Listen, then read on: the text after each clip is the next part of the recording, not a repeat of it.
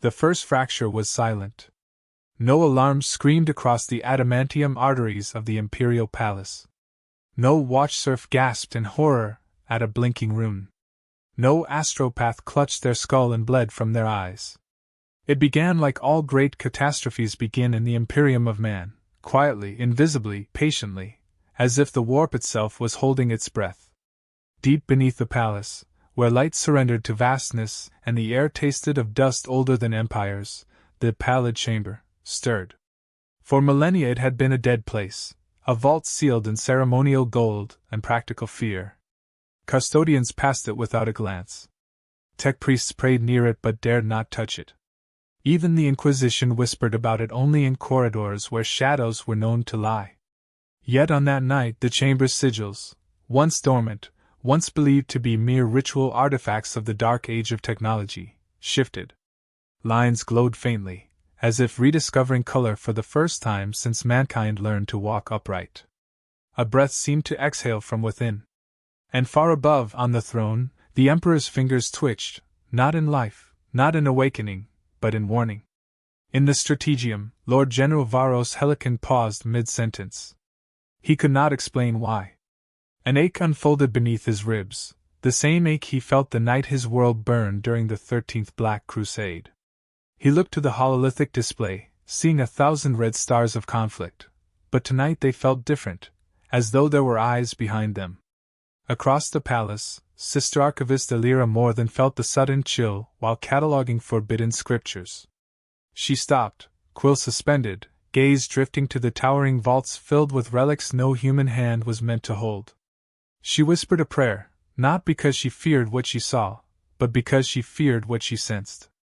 And in the darkest of the warp coffins baptized as the Black Cells, the Psyker prisoner codenamed Veil Breaker began to weep. His voice was soft, hoarse, the voice of a man who had screamed too much for too long. "It's waking," he whispered to the guard who pretended not to hear him. "You can feel it, can't you? In the bones? In the teeth?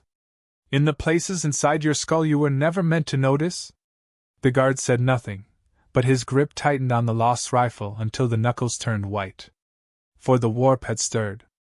Not in violence, not in shrieks, not in the ceremonial terror that accompanied the Great Rift's birth, but in hunger. There was something ancient moving behind the veil, older than chaos, older than the species that fed its storms. Something watching Terra. Something counting the faint beats of a dead god's failing heart. The first fracture widened. The night Terra stood still had begun. And humanity, in its billions, continued to live its fragile illusions, unaware that the hour of extinction was already walking the halls of their sacred cradle. The quake rolled through the Imperial Palace like a tremor from a buried titan turning in its sleep. It was subtle, barely enough to rattle dust from the ancient frescoes or disturb the silent procession of servitors gliding along their programmed paths. Yet every soul attuned to the warp, by curse, by duty, or by accident of birth, felt it like a hand brushing the back of their neck. In the chamber of the Astronomican, tens of thousands of Psykers sat chained in their thrones, their minds bound in a suffering loop of sacrifice. One of them, a young woman who no longer remembered her birth name, lifted her head with effort. Her eyes, long since burned white by the light she was forced to channel, widened with something dangerously close to awareness. She was blind, but she saw something. A shadow. A shape. A presence too vast to comprehend. She tried to scream, but her voice had been gone for years. Outside the chamber, Custodian Warden Atheon paused. His armor, ormite sculpted with the care of saints, vibrated faintly, as though struck by an invisible ripple. He turned toward the sealed doors, his spears haft warming in his gauntlet. The sensation was impossible. Armor wards did not react unless the Astronomican was being touched by something that should never touch it. Atheon took a step forward. The doors remained silent. The Psykers within continued their endless sacrifice. Yet the light of the Astronomican flickered. Just once. So faintly that no mortal eye would have noticed. But the warp noticed. And that was enough. Elsewhere in the palace, Inquisitor Myra Solane carved her way through an argument between two lords of Terra. They were shouting, comparing supply chains and casualty projections, each trying to dominate the war room with volume rather than substance. Myra ignored them, she always did. Politics bored her. Truth consumed her. And tonight, truth tasted wrong. Her rosette vibrated at her hip, a coded signal only the Ordos used. When she checked the message, she frowned. A custodian had requested her presence. Custodians did not request. They demanded. Or they acted without asking at all. Lord Generals, she said calmly, your debate is irrelevant. Something is happening beneath us. One of them scoffed, but the other, Varos Helican, stiffened, eyes narrowing. You felt it too, he said. Yes. Neither elaborated. Some truths were instinctual, not spoken. They moved toward the exit at the same moment the first klaxon screamed through the palace, a sound so old, so rarely used, that half the personnel did not even recognize it. It was a tone woven into the palace's foundations during the Unification Wars. A tone reserved for threats inside Terra. Meanwhile, deep below, in the black cells, Veilbreaker had stopped weeping. He sat very still, head cocked, listening to something only he could hear. They're afraid, he murmured. The guards swallowed. Who? The warp. All of it. His voice was filled not with terror, but with awe. Something is coming to Terra, and even the warp fears it. Far above, on the golden throne, the air trembled. The Emperor's finger twitched again. Not once, but twice.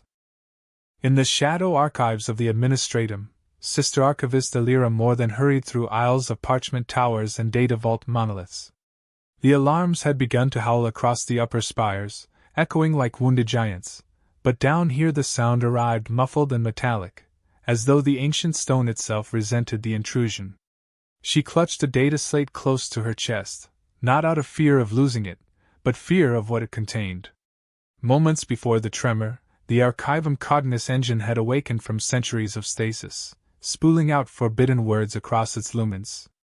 Words written in a script she had seen only once before, locked in a sealed vault guarded by an inquisitorial kill lock. Lex Ultima, Vault Omega Null breach probability, rising. Impossible. The Vault Omega Null was not merely sealed, it was myth. A construct entombed beneath the palace, its purpose buried under layers of sanctioned ignorance. No one truly knew what it held, only that it was something the Imperium feared too deeply to speak of. Yet the engine had predicted a breach. When she realized this, the feeling she could not name, the one she prayed was not dread, returned with cruel clarity. Above her, the ground shuddered again. The archives dimmed. Lumen strips flickered. Scrolls rustled though no wind touched them. Alira ran. In the Eternity Gate concourse, thousands of pilgrims knelt in prayer as the custodial guard formations locked into readiness. The golden warriors formed an unbroken line, their armor shimmering beneath the colossal archways like the surface of a sun forged into humanoid form. But their stillness was not reassuring tonight. It was warning. Warden Aetian strode across the chamber toward Shield Captain Andrus Tyvar. Aetian bowed his head slightly, a gesture rarely offered between custodians. The Astronomican flickered, Aetian said. Tyvar's jaw tightened. Report confirmed? Confirmed by my own senses. And the throne? Movement. Twice. Tyvar did not respond immediately. He looked toward the distant glow radiating from the throne room's sanctum, light like the last ember of a dying star. The Emperor did not move. Not anymore. Not in this age of rot. But if something managed to force even a twitch. It aligns with the tremors, Tyvar muttered. The palace is reacting like a wounded beast. And whatever lies beneath it, Aetian added softly, may be awakening. Inquisitor Myra Solane descended toward the sublevel lifts with Lord General Helican at her side. The Vox traffic around them was a storm, fragmented orders, frightened astropathic garble, binary shrieks from panicked tech adepts. None of it formed a coherent picture. Myra hated that. Whatever this is, Helican said, it's not an attack. At least not a conventional one. No. This is internal. Her eyes narrowed as the lift doors sealed. Internal events are always worse. Worse than a Black Crusade? Always. The lift shot downward, faster than regulation speed. Myra suspected the Custodians overrode the safeties, which meant the situation was deteriorating more rapidly than even the alarms implied. She touched her rosette, feeling the cold metal against her palm. Do you understand what this could be? Helican asked quietly. She nodded once. A prelude, she said. Or a resurrection. Or a breach. And none of those are survivable. She didn't answer, not because she disagreed, but because the lift lights suddenly dimmed. Then flickered. Then died completely. Darkness swallowed them. A deep, resonant groan echoed through the shaft, old, ancient metal warping under impossible pressure. The lift shuddered violently. Myra drew her weapon. And in the suffocating black, something whispered. Not in the warp. Not in their minds. But through the metal walls themselves. A single word, not spoken, resonated. Awoken!